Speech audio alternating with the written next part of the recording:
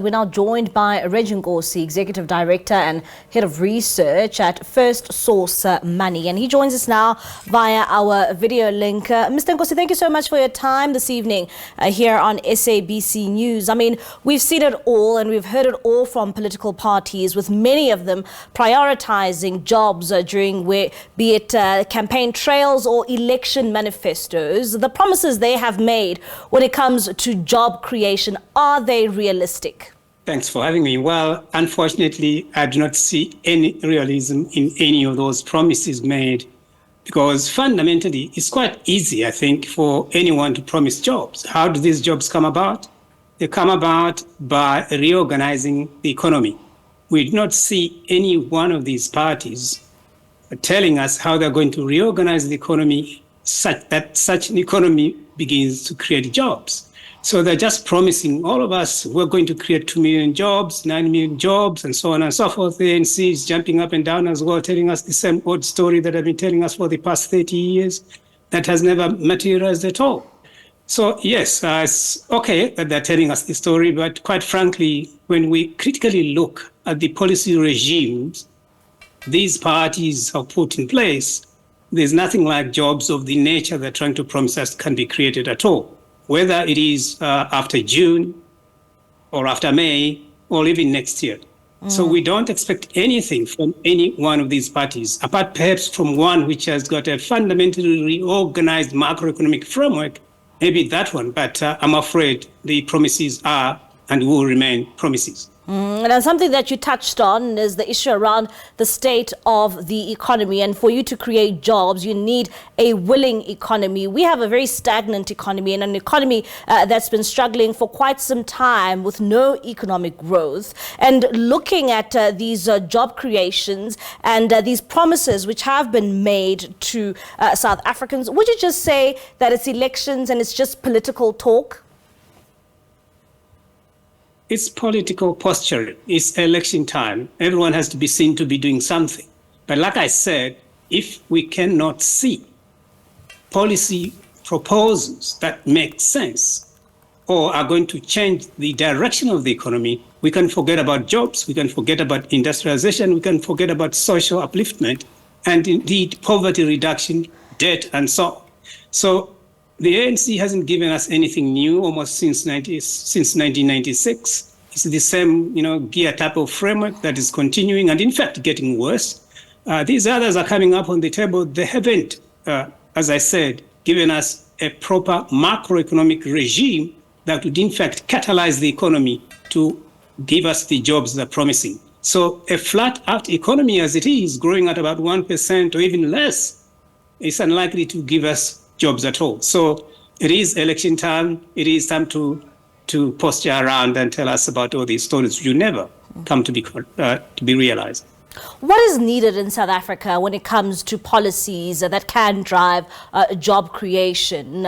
What exactly is needed to ensure that jobs can be created and sustainable jobs can be created? Because at the same time, when you speak to a lot of experts, we are told of job opportunities, but to create sustainable jobs, what is actually needed in this country when it comes to policy? Firstly, I think we should understand that unemployment or joblessness or jobs is a consequence of macroeconomic policy. In other words, when your macroeconomic framework is as rigid as the one that we have right now, where the Reserve Bank tells us where we have to shoot up interest rates to contain inflation, Treasury says we have to cut left and right to boost the economy, all those policy frameworks do not create jobs and are unlikely to create jobs. The interest rate policy of the Reserve Bank has never been used by any country, any serious country, to reorganize an economy. We don't have that in history. All right. Similarly, cutting, austerity, fiscal consolidation, they call it, cutting expenditure left and right. You do not create employment that way. You do not grow an economy that way. In fact, you mess your economy up. That's why South Africa hasn't been growing for all this time, because we have a wrong policy regime. We have people at the Reserve Bank who just do not know what they're doing. We have people at the Treasury who just don't know what they're doing. DTI is being hamstrung by these two institutions. Therefore, DTI cannot industrialize, cannot get the economy growing through industry.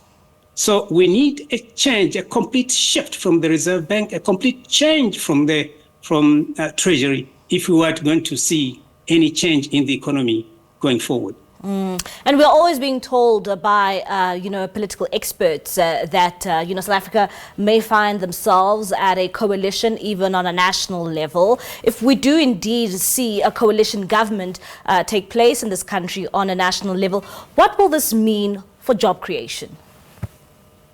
It will be worse because there will be total confusion. We have seen this happen in municipalities. What's going on there? So there's nothing. We're seeing, debt piling up, service delivery continuing to be quite messy right across the country.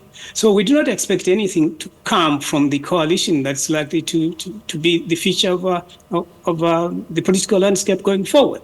It's going to be very, very tough. For example, if the ANC wants to team up with the DA, as some of the hotheads of the ANC have been suggesting, it will just be the mess that you would want a country to get into a revolution. So these parties have nothing to offer. DA, nothing, absolutely nothing to offer, just as much as the ANC has nothing to offer economically.